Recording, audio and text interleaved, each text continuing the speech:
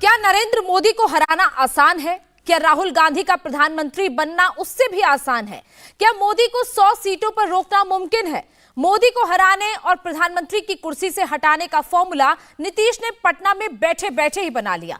बिहार के मुख्यमंत्री नीतीश कुमार ने ऐसा सपना देखा है जिसे मोदी के सारे विरोधी रिवाइंड और प्ले करके देख रहे हैं। कुछ लोग ऐसे भी हैं जो इसे सुनते ही मजाक उड़ा रहे हैं। नीतीश कुमार जैसे गंभीर सीरियस पॉलिटिशियन किसे प्रधानमंत्री बनाने के लिए सियासत के मैदान में लाए हैं। वो सीधे सीधे कह रहे हैं कि राहुल को बता दीजिए, टाइम कम है, पीएम बनने का ये सिंगल फॉर्मूला है। तो ये फॉर्मूला वाकई सीरियस फॉर्मूला है या पूरी तरह हवा हवाई है? देखिए ये खास रिपोर्ट। नरेंद्र मोदी को 100 सीट तक रोक पाएंगे नीतीश कुमार? नीतीश कुमार ने राहुल गांधी के लिए क्या मैसेज भिजवाया है? मोदी को रोकने के लिए नीतीश का फ्रीडम ऐप से सीखकर क्या आप रेशम के धागे के गहने बनाते हैं? तो आप अपने रेशम के धागे के गहनों को 1 करोड़ फ्रीडम ऐप के जो ग्राहक हैं उन्हें बिना किसी खर्चे के आप उसे बेच सकते हैं। फॉर्मूला नंबर 1, एक तरफ नरेंद्र मोदी और दूसरी तरफ राहुल गांधी, ममता बनर्जी, अरविंद केजरीवाल, नीतीश कुमार, तेलंगाना के केसीआर, तमिलनाडु के स्टालिन, कश्मीर से मुफ्ती और अब्दुल्ला और सबसे अहम यूपी के अखिलेश और मायावती। नाम सुनकर ही पॉलिटिकल एक्सपर्ट तक की जरूरत नहीं है। ना इतने नेता साथ आएंगे, ना नीतीश का फॉर्मूला फिट बैठेगा। अब आपको बताते हैं कि मोदी की पार्टी किस फॉर्मूले पर काम कर रही है। नीतीश के फॉर्मूले पर राहुल का कोई रिस्पांस नहीं आया, लेकिन मोदी की पार्टी ने सारे फॉर्मूले का तोड़ निकाल लिया। अभी से 2024 के लिए मोदी ने एक मास्टर फॉर्मूला बना लिया है। अगर लड़ाई आमने सामने की हो गई, मतलब लोकसभा की 543 सीटों पर एक तरफ मोदी के 543 उम्मीदवार, दूसरी तरफ संपूर्ण विपक्ष के 543 उम्मीदवार। अगर ऐसा हुआ तो मोदी की पार्टी क्या करेगी? बीजेपी ने सिचुएशन का रिहर्सल अभी से शुरू कर दिया है। बीजेपी के वॉर रूम में एक रिपोर्ट तैयार हुई है। एक तरफ मोदी की सेना, दूसरी तरफ सारे विपक्षी नेता। ऐसे में मोदी कैसे जीतेंगे? मोदी की पार्टी के लिए सबसे कमजोर कड़ी क्या है? मोदी की पार्टी का इंटरनल सर्वे बिहार के लिए क्या तस्वीर पेश करता है? बीजेपी ग्राउंड रियलिटी को मानकर चल रही है कि बिहार की 40 सीटों पर मुकाबला आमने सामने का ही होगा। मतलब इधर मोदी, दूसरी तरफ नीतीश कुमार, तेजस्वी यादव और राहुल गांधी। 2019 में नरेंद्र मोदी ने जिस अलायंस को लीड किया था, उसमें बिहार की 40 में से 39 सीटें जीती थी। नीतीश कुमार के एनडीए से अलग हो जाने और विपक्ष का महागठबंधन बन जाने के बाद भी मोदी की पार्टी को लगता है कि बिहार की 30 सीटों पर वो आसानी से जीत जाएगी। बीजेपी ने सीट टू सीट जो मार्किंग की है, उसमें उसने 30 सीटों को इजी माना है। यानी 24 में यूनाइटेड अपोजिशन के सामने बीजेपी को बिहार की 10 सीटें मुश्किल लगती हैं। भगवा पार्टी को जिन 10 सीटों पर चैलेंज दिख रहा है, वो सीटें हैं नवादा, वाल्मीकि नगर, वैशाली, झंझारपुर, सुपौल, गया, किशनगंज, कटिहार, पूर्णिया और मुंगेर। बिहार में मोदी के खिलाफ एक लोकल मोर्चा बन गया है, मगर मोर्चा की दूसरी परेशानी है, वहां ये झगड़ा चल रहा है कि anti Modi United opposition force का लीडर कौन होगा और फॉलोअर कौन होगा। सबसे ज्यादा बेचैनी मुख्यमंत्री नीतीश कुमार को हो रही है। सब जान लीजिए, हम वेट कर रहे हैं खाली। अब आप लोग इतना जल्दी, हम इसीलिए हम वेट कर रहे हैं। नहीं तो बाकी और पार्टियां थी, बहुत सारी पार्टियां एकजुट होने के लिए तैयार बैठी हुई है। लेकिन अब आप सोचिए, हम तो चाहते हैं कि भाई अधिक से अधिक लोग एकजुट हो जाए। ताज आप पाए हुए हैं, ताज ही के माध्यम से आपके पार्टी के नेतृत्व को हम अनुरोध करेंगे कि जल्दी से जल्दी फैसला करिए और हम लोग को बुला करके बात कर लीजिए कि कहां कहां और किनके किनके साथ एकजुट होकर के अगला चुनाव लड़ना है। ये जिस दिन फैसला कर दीजिएगा और उसी दिन हम सब लोग एकजुट हो जाएंगे, हम मिल करके लड़ेंगे, तब जान लीजिए आप अच्छी तरह से मुक्ति हो जाएगी। और अगर आप लोग ठीक से सोच करके चलिएगा, जो हम कह रहे हैं शुरू से, हम इंतजार करेंगे। अगर मेरा सुझाव को अगर मान लीजिएगा, कहीं 100 के नीचे जाएंगे, जान लीजिए। फैसला नहीं मानिएगा तो क्या होगा आप जानिए, आप लोग जानिए, हमको। नीतीश कुमार जब ये बातें कह रहे थे तब पटना में सीपीआई माले की नेशनल कांग्रेस के मंच पर तेजस्वी यादव के साथ कांग्रेस के सीनियर लीडर सलमान खुर्शीद बैठे थे। बिहार के मुख्यमंत्री की बातों का मतलब क्या है, इसे आसान भाषा में समझाते हैं। नीतीश कुमार चाहते हैं कि कांग्रेस बिहार में जल्द अलायंस करे।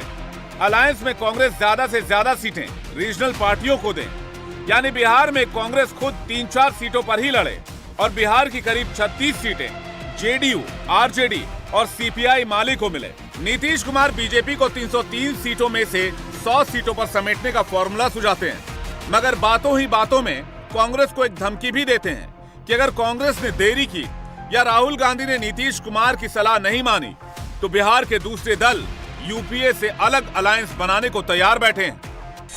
नीतीश कुमार ने जो बातें इशारों इशारों में कही, वही बात तेजस्वी यादव ने बिना लाग लपेट के कह दी। और हम शुरू से कहते रहे हैं कि मोदी की बात मत करो, मुद्दे की बात करो।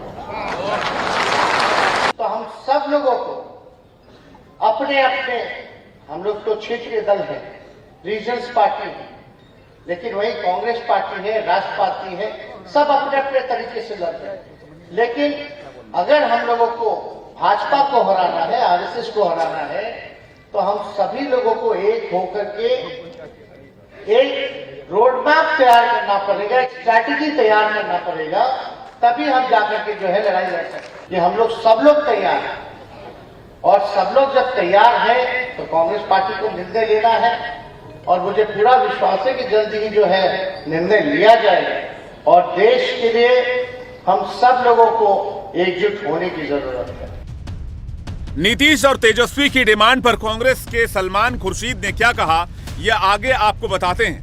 पहले ये देखते हैं कि नरेंद्र मोदी को इस तरह हराना क्या मुमकिन है। 2019 के इलेक्शन में नरेंद्र मोदी को 37% से कुछ ज्यादा वोट मिले थे। विपक्ष की सारी पार्टियों को सारे राज्यों में सारे निर्दलियों को मिला दें तो उन्हें 63% से कुछ कम वोट मिले थे। कांग्रेस के शशि थरूर ने इसी डेटा से एक दूसरा फॉर्मूला निकाला है। थरूर कहते हैं कि एंटी मोदी 63% वोट को एक जगह लाना होगा, तब जाकर 37% वोट वाले मोदी को हराना पॉसिबल होगा। क्या यूपी में अखिलेश, मायावती और राहुल एक हो सकते हैं? क्या दिल्ली में कांग्रेस और आम आदमी पार्टी हाथ मिला सकती है? क्या बंगाल में ममता और लेफ्ट का अलायंस बन सकता है? क्या तेलंगाना में केसीआर, कांग्रेस और टीडीपी आपस में मिल सकते हैं? क्या तमिलनाडु में डीएमके और एआईएडीएमके में गठबंधन संभव है? अगर ये सब संभव नहीं तो थरूर का 37% वर्सेस 63% वाला फॉर्मूला कामयाब हो जाए, ये भी संभव नहीं है। फिर भी मोदी विरोधियों की मजबूरी है, आपस में ईलू ईलू जरूरी है। आपने बहुत इशारे में भी बात कही और स्पष्ट बात भी कही है। मैं सिर्फ एक बात कह सकता हूं कि जितनी मुझे समझ है अपनी पार्टी में, जो आप चाहते हैं वही वहां भी सब लोग चाहते हैं। लेकिन कभी कभी प्यार में एक समस्या होती है, प्यार में समस्या होती है, और तेजस्वी जी ये जानते हैं, प्यार में समस्या ये होती है कि पहले कौन कहेगा आई लव यू।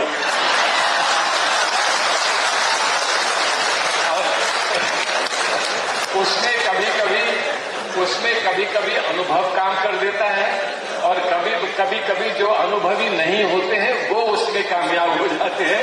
इसलिए ये अनुभवी बहुत सोचता है, और जो नए लोग होते हैं वो अपनी दिल की बात अपने मुंह पर ले आते हैं।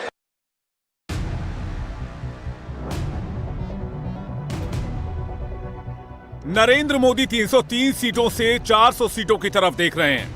मोदी के विरोधी मोदी को 100 सीटों पर रोकने के सपने देख रहे हैं। संपूर्ण विपक्ष का एक मोर्चा महाराष्ट्र में भी बन रहा है। उद्धव ठाकरे, शरद पवार, राहुल गांधी, प्रकाश आंबेडकर, मोदी की फोर्स से लड़ने के लिए इन सब ने हाथ मिलाया है। कल चुनाव आयोग ने दूध का दूध और पानी का पानी कर दिया है। कल ही सत्यमेव जयते के सूत्र को चरितार्थ किया गया है, और आपकी आवाज ऐसी होगी क्या चलेगी ऐसी आवाज? मेरे साथ दोनों हाथ उठाइए और महाराष्ट्र की सभी लोकसभा जीतने के संकल्प की मुट्ठी भींचिए सभी लोग और प्रचंड आवाज से बोलिए, भारत माता की, भारत माता की। उद्धव ठाकरे महाराष्ट्र की लड़ाई में लीड रोल में आना चाहते हैं, मगर दिक्कत यह है कि उद्धव के पास न शिवसेना बची है, न पार्टी का तीर कमान वाला निशान बचा है। चुनाव आयोग के फैसले के बाद सेना भवन पर अब शिंदे सेना दावा करेगी। मातोश्री का ग्राउंड फ्लोर बाला साहब ने शिवसेना के नाम किया था, उस पर भी शिंदे की पार्टी कब्जा लेगी, यानी शिंदे उद्धव के घर तक घुसेंगे। आपला धनुष्यबाण, पवित्र धनुष्यबाणात तोडाना दिला गेला। या पद्धतीने आणि कपट कारस्थानाने राजकारण करतायत, कदाचित आपली मशाल निशाणी सुद्धा काढू शकतील। पण माझं आव्हान आहे तुमच्या सगळ्यांच्या साथीने, सोबतीने आणि या प्रसार माध्यमातून मी देतोय, ज्याने धनुष्यबाण सोडलं ते जर मर्द असतील तर त्यांना मी सांगतो, तुम्ही सोडलेलं धनुष्यबाण घेऊन निवडणुकीची आम्ही मशाल घेऊन तुमच्या समोर उभा राहतो, पाहूया। मोदी की पार्टी ने महाराष्ट्र की 48 सीटों का सर्वे करा लिया है। मोदी और ठाकरे जब अलायंस में थे तो दोनों ने मिलकर 48 में से 41 सीटें जीत ली थी। अब स्थिति वैसी नहीं है। मोदी की पार्टी महाराष्ट्र में 30 सीटों पर कंफर्टेबल है, 18 सीटों पर उसे टफ फाइट दिख रही है। बीजेपी के लिए महाराष्ट्र की मुश्किल वाली सीटें हैं Buldhana, Aurangabad, Chandrapur, Hingoli, Kalyan, Mumbai south central, Palghar, Mumbai south, Raigad, Shirdi, Baramati, Shirur, Ratnagiri, Sindhudurg, Satara, Osmanabad, Madha, Kolhapur और हाथनकंगले। यानी शरद पवार के, उद्धव ठाकरे के, राहुल गांधी के, प्रकाश आंबेडकर के साथ आने से महाराष्ट्र बीजेपी के लिए वॉकओवर वाला स्टेट नहीं रहा। हमारा जो तीर कमान है धनुष्यबाण, उसकी चोरी हो गई। हमारा तीर कमान की किसी ने चोरी की है। साइलेंस। और इस चोरी में कौन कौन शामिल है, बड़े लोग दिल्ली के, यहाँ के, उस बारे में हम जांच भी करेंगे और उस चोरों के बारे में जनता को भी हम जागरूक करेंगे। तीर कमान चोरने वाले लोग कौन है, ये डाका डालने वाले लोग कौन है हमारे तीर कमान पर और हमारे पार्टी पर, ये चोरों के सरदार कौन है, उसका जल्दी हम उस बारे में खुलासा करेंगे। उद्धव की सेना लड़ रही है, कम से कम लड़ती हुई दिख रही है, मगर महाराष्ट्र में कांग्रेस के लिए रास्ता आसान नहीं है। 2019 के चुनाव के बाद जीते सांसदों की संख्या के आधार पर एंटी मोदी मोर्चा में उद्धव ठाकरे का दावा सबसे बड़ा है। 19 में ठाकरे के 18 सांसद जीते थे, 19 में पवार के 4 सांसद जीते थे और महाराष्ट्र में कांग्रेस का एक ही सांसद बना था।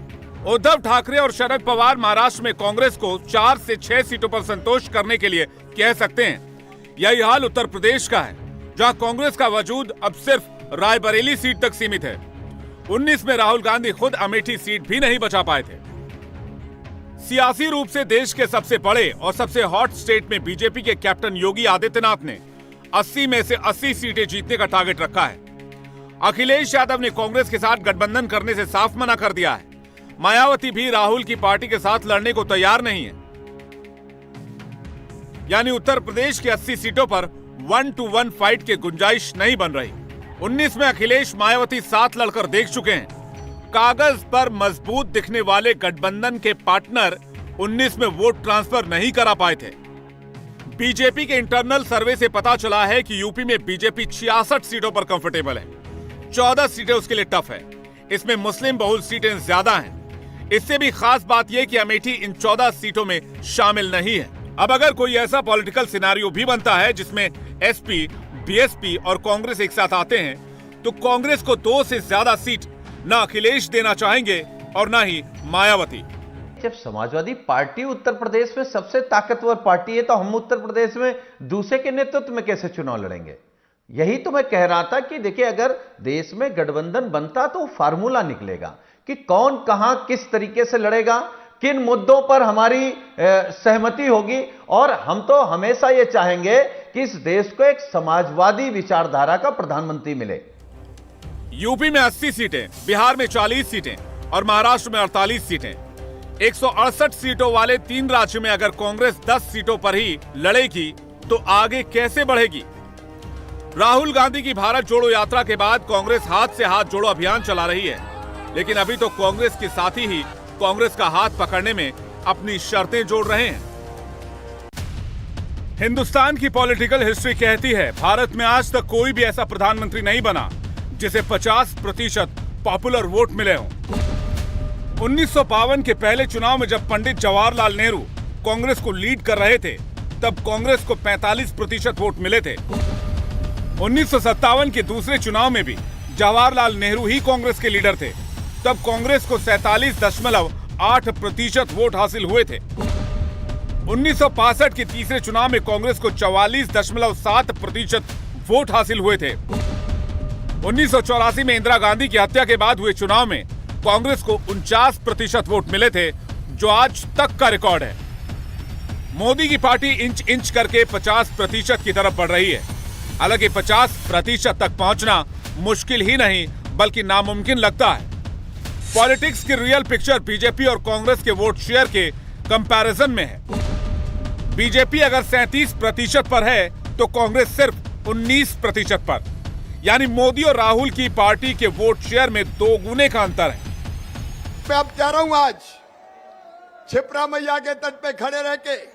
फ्रीडम ऐप से सीखकर क्या आप रेशम के धागे के गहने बनाते हैं? तो आप अपने रेशम के धागे के गहनों को 1 करोड़ फ्रीडम ऐप के जो ग्राहक हैं उन्हें बिना किसी खर्चे के आप उसे बेच सकते हैं। प्रधानमंत्री श्रीमान नरेंद्र मोदी जी के नेतृत्व में एक वैभवशाली, गौरवशाली, संपन्न, समृद्ध और शक्तिशाली भारत का निर्माण हो रहा है। लेकिन उसके साथ ही अपना मध्य प्रदेश भी किसी से कम नहीं है। हम भी तेजी से आगे बढ़ रहे हैं और मध्य प्रदेश दुनिया का अद्भुत प्रदेश बनेगा। राहुल गांधी 37% और 19% की खाई को 2024 में तो नहीं पाट पाएंगे। कांग्रेस के संभावित अलायंस पार्टनर इसे बहुत अच्छी तरह समझते हैं, इसलिए कांग्रेस पर अपनी शर्तें थोपते हैं। आज की पॉलिटिक्स में लव और हेट साथ साथ चल रहा है। जिनको नरेंद्र मोदी से हेट है, कांग्रेस उनके लिए इलू इलू बोलने को तैयार है। कांग्रेस राहुल गांधी के लिए एक्सेप्टेंस चाहती है, तो वहीं रीजनल पार्टियां अपने लिए ज्यादा से ज्यादा सीटें मांगती हैं। इंडिया टीवी हर वक्त हर जगह डाउनलोड करने के लिए सर्च करें India TV news Google play store या ऐप स्टोर पर।